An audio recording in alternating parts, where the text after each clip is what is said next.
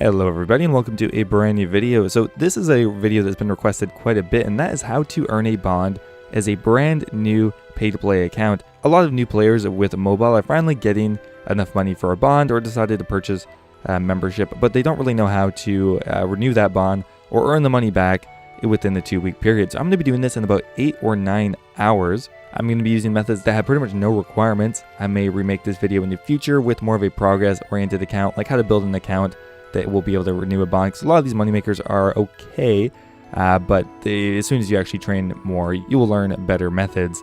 Anyway guys, I hope you enjoy and let's get started.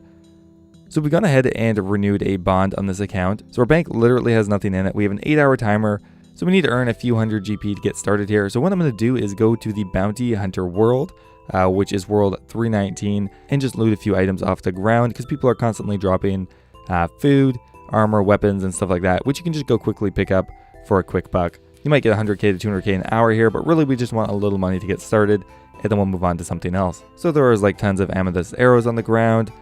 Sharks drop sometimes. Each shark is worth over 1k, so this is looking good. Perfect. Ranging potion would be worth something. Climbing boots are worth 1,000 almost. And there we go, we got some GP already. Okay, so we looted for about 10 minutes, and this is what we got. We got 6 shark, 25 amethyst arrows, 10 runite bolts, some climbing boots, and some miscellaneous potions. This might be worth maybe 20 or 30k, but at that point we can move on to something else. What we really need is a few teleport options, and since our magic level is level 1, we won't be able to actually cast any teleport spells. You may notice that I have a few stats, but that is just from unlocking the Crown Exchange. I just did 3 quests, and that's all I have. I have like 10 mining, like 3 crafting, and something like that. So nothing substantial or any amount of progress made on this account at all. So we're going to go ahead, collect, and we got 22k now in about 10 minutes. Not too bad, but now we're going to move on to something else. What we're going to do next is we're going to go loot the Zmi Altar. Now, if you saw my money making video recently, I made a bit of a guide on that. It's really easy to do. It's really going to depend on a few factors if it's going to be that profitable. We're going to buy a ring of dueling as well as a bit of food, because you will take some damage there. We'll just buy that. We're going to buy jugs of wine because they are dirt cheap, only 3 GP each, and they heal 10 HP. Mind you, they do reduce your attack stat, but we won't need that anyway. So with the ring of dueling, you're just going to teleport to Castle Wars, run up to the north, all the way up, and you should see the Zmi Altar. So from here, you need to run all the way through the dungeon. You'll see a ton of people running here. One other thing worth noting is you need to go in the Urania world, which will have all the players in it. So people are running through this constantly to get rune crafting experience, but since it gives a random amount of different runes, people are constantly dropping them on the ground. So it makes for pretty profitable looting. You're going to be fighting with a lot of other people, and sometimes it might work well, and other times it might not work at all. It's really going to depend who has priority in these situations, which is determined randomly and will not reset until you've actually logged out for a certain period of time, I believe. So anyway, let's go ahead and loot here for a while, and we'll see how much money we make. Okay, so here's my loot after 10 minutes. You get a lot of chaos runes, a lot of astral runes, and some soul runes. Now there's a ton of other items that have been dropping on the ground, but they haven't made it to it first. Sometimes it's best to go for the area that has less people looting from it, even if there's less items on the ground, but it looks pretty good already. 65,000 coins in about 10 minutes is not too bad. So we're going to stay here for maybe another hour or half an hour, and we'll see how much loot we get. Okay guys, we're back. It's been almost an hour. We've been here for about 40 minutes, and let's have a look at the loot. We got 426 chaos runes, 147 soul runes, 500 astral runes, or 586. Anyway, all in all, about 231,000 coins. Which is pretty good for having absolutely no requirements. Pretty click intensive and a little frustrating, but also fun because you get constantly different items are appearing. Anyway, something to try out. So we're going to go ahead and go back to the Grand Exchange. So we've gone ahead and sold off all the runes, bringing this up to 250,000 coins. So what we're going to do now is pick some bananas on Karamja, and what we need for that is an Amulet of Glory, a couple under baskets, and that's pretty much about it. So we have a look at the price of bananas 5. They're worth about 517 GP each, which means that for every 5 bananas we pick on Karamja, we're going to get about 500 GP. Since we can bring the baskets and fill up the baskets, it makes it pretty profitable for such an easy method with no requirements. All you need is the Amulet of Glory, which costs about 15k, as well as a Ring of Dueling to teleport back to Castle Wars, because there is a bank very close there. On top of that, we're going to buy a Varrock teleport just so we can get back here quicker when we are done. But there we go. Let's go ahead and pick some bananas on Karamja. So really easy. All we're going to do is withdraw 23 baskets, equip our Amulet of Glory, equip our Ring of Dueling, and teleport to the Karamja option on the Amulet of Glory. From there, you can pick 5 bananas from each tree, and then you're going to hit fill a basket, and repeat. Each filled basket is worth 526 coins. Sometimes it's worth even as much as 800 coins. But yeah, we're going to do this for a while and we'll come back with a bit of loot. Okay, so we've done this for just about 1 hour and we're on to our last inventory. Again, a little click intensive, but maybe about 200,000 coins an hour, so not terrible for how easy and has no requirements, so that's always nice. So in the 1 hour, we managed to pick about 350 banana baskets 5, which will sell for around 150k to 200k. So if we dump them in here for 544 GP each, are they going to sell for that much?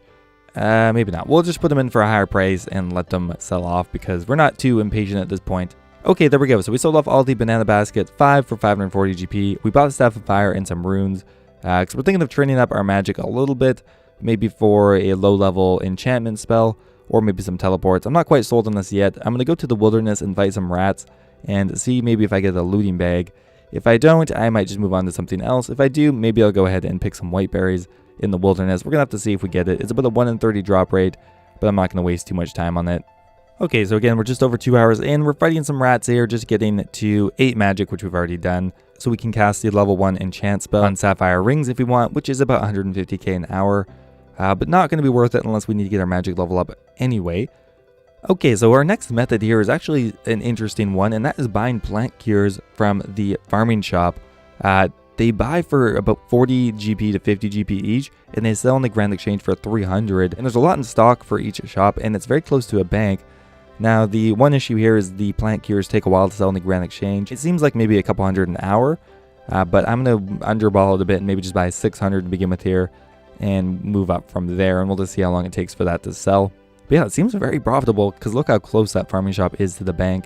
Each inventory is worth like 6 or 7k in profit, and we just run right back and forth, back and forth. Okay, so that's our last inventory for now, and we're up to about 600 plant cures, which honestly, that only took me like 20 minutes. Probably get around 600k an hour doing this. Again, you do have to wait for the items to sell off, which is the main restriction for this, but there's no requirements. You don't even need that much money really to begin with because the plant cures are only 40 GP each. It'll only cost me about 30,000 coins or something to buy 600 of them, which should hopefully resell for around 200,000 coins. Okay, so let's just go ahead and sell these on the Grand Exchange. The plant cures, we're going to go ahead and price check quickly. And they are selling for 334 GP, so quite good. If we pop them in for 330 GP, 600 sells for around 200,000 coins. So yeah, quite good. Okay, so next up here, we're going to try grinding a unicorn horn. We're just trying out a few different methods to see what works while we wait for the plant cures to sell, which are selling quite a bit quicker than I thought. We already sold 200 of them. So unicorn horn dust and unicorn horn usually has a 30, 40, or 50 GP margin. Right now it's about 50 GP. There's two ways to do this. You can do it in an AFK fashion. You're not going to make much money per hour doing that, so you really have to spam click the pestle and mortar together. So we put it into the bottom inventory slot here and we spam them back and forth. You can see how quickly you can do it. So with that way, you can do around 5,000 an hour. Kind of click intensive though, so not going to be my favorite method, but we're going to try it out just for maybe half an hour or something while we wait for the other things to sell. So we are back. We've sold about 220 of the plant cures so far, and we are working on selling off our unicorn horn dust for about 400 GP each. So it's actually a very good margin currently, but we did all 1,000 of them. My hands kind of started hurting a bit because I have a tendonitis, which sucks, and doing shit like that is just completely terrible for me.